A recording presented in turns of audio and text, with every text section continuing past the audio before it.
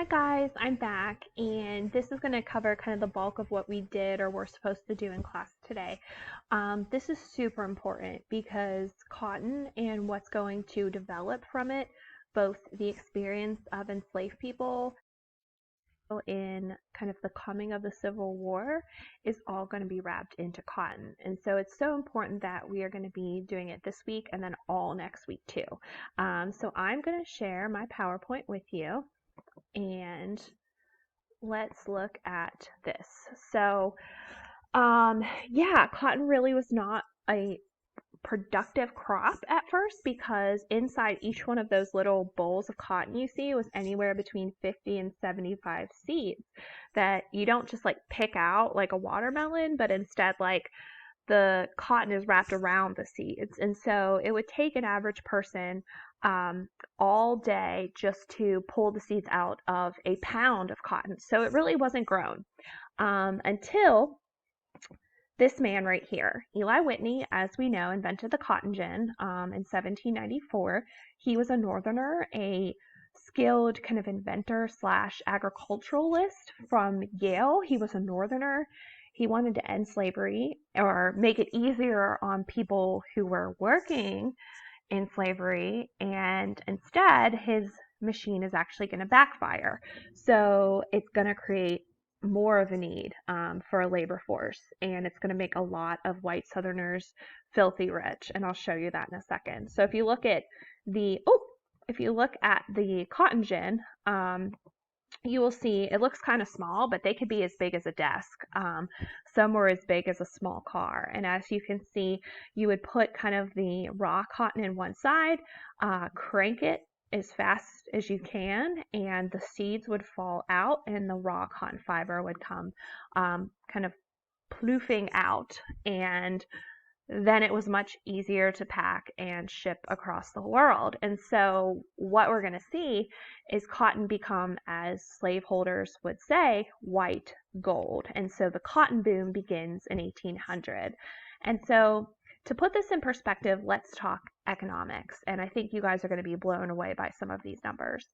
So in 1800, the enslaved population harvested 1.4 million pounds of cotton.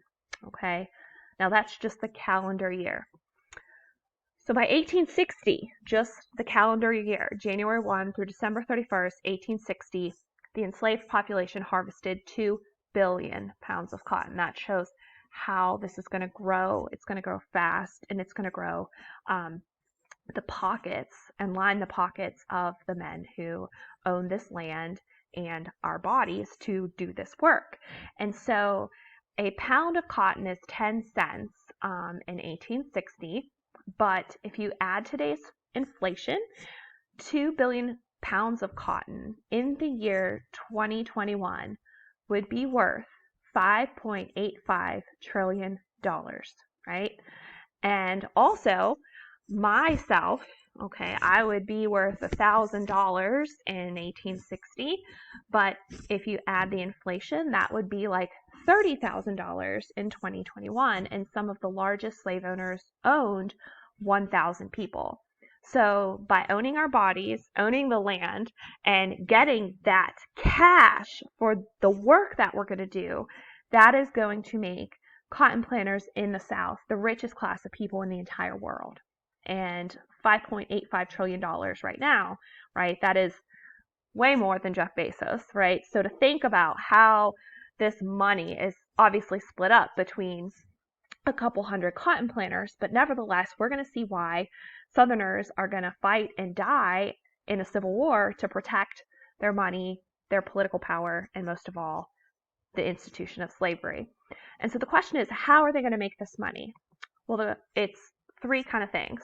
First, the land, then us, our labor, or first the land, then our bodies, and then the labor that they get out of our bodies. And so I'm going to show you these pictures to kind of show you what I mean. So on the top, we have the before and after. So on the left, you can see cotton production before or in 1821 versus 1859, right? And that's just a 40-year period.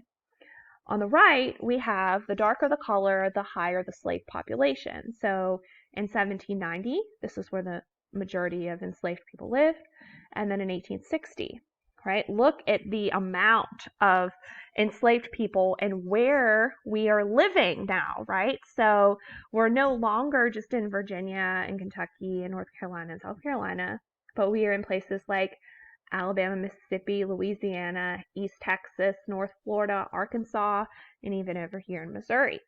So the question is, how do we get that land to move people, move us essentially into that territory? Well, that land is home and belongs to the 5 Southeast tribes, which are Cherokee, Creek, Chickasaw, Choctaw, and Seminole.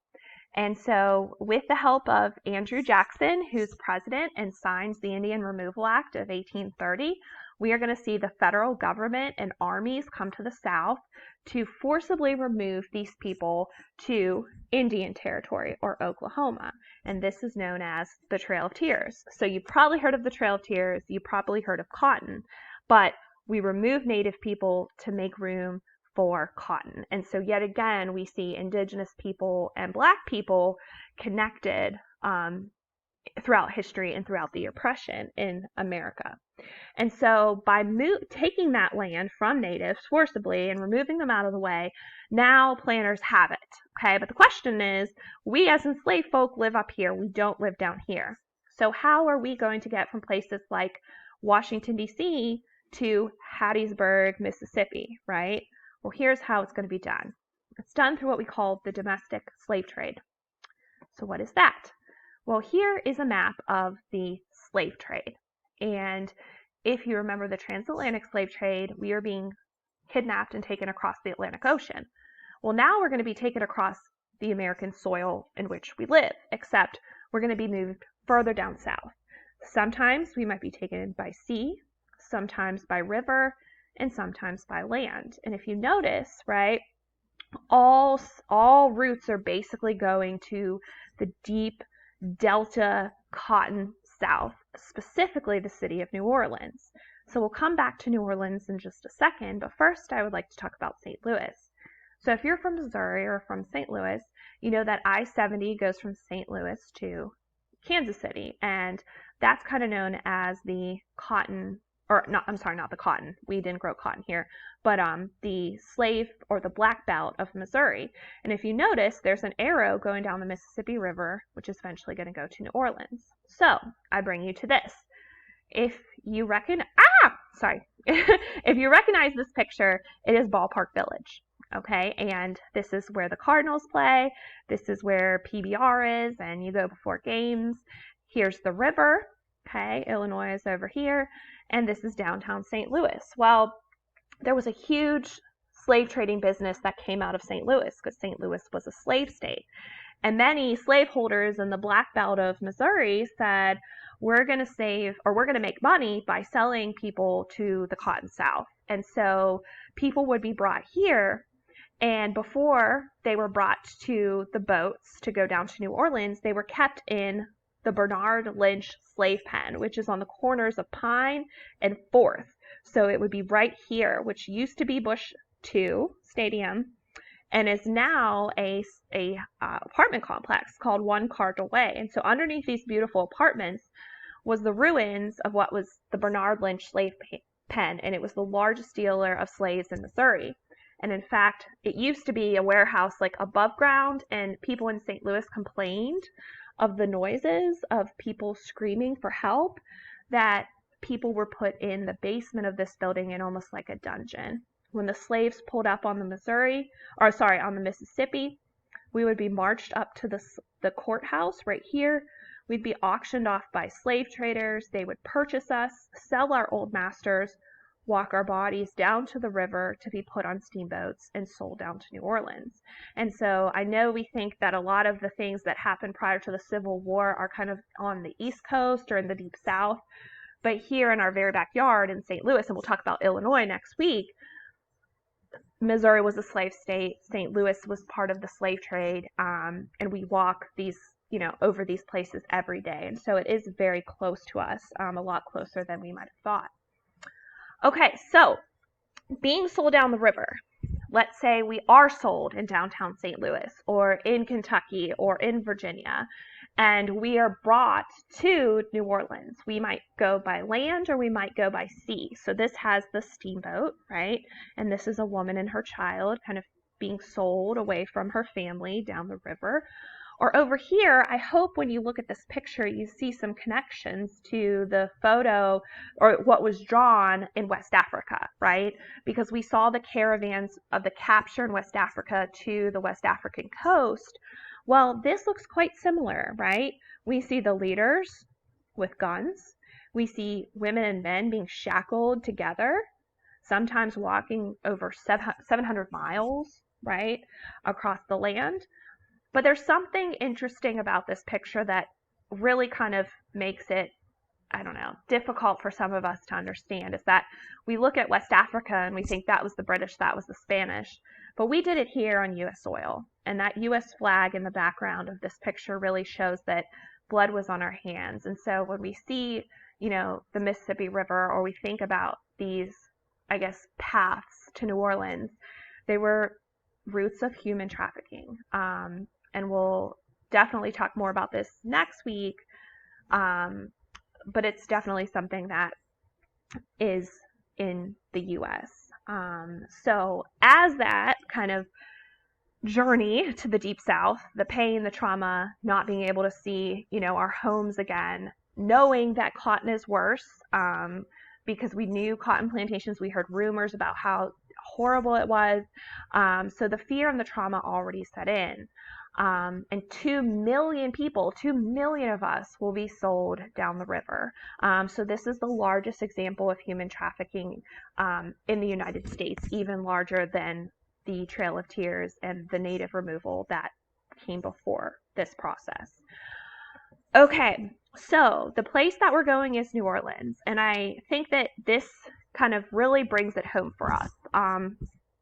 This is in New Orleans. This is in the city. And it says kind of the first paragraph outlines everything that I talked about. You can check it out on the PowerPoint. But the second paragraph really hits home, for me at least. It says New Orleans was the center of this trade, resulting in more than 50 documented sites.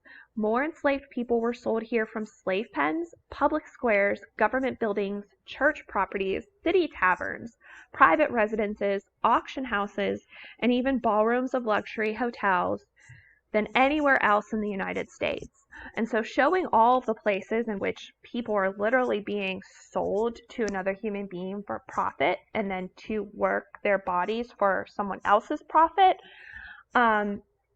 this is going to lead to what we call the new slave auction. And if you remember, in the Caribbean, there was the slave auction, but we're also going to do it in the US, and it's going to look similar in some ways. It's going to look different in some ways, but nevertheless, we're going to see 2 million people being sold across the Deep South, most of them in New Orleans, in order to create kind of the workforce for, or the labor, this enslavement for King Cotton and those cotton plantations.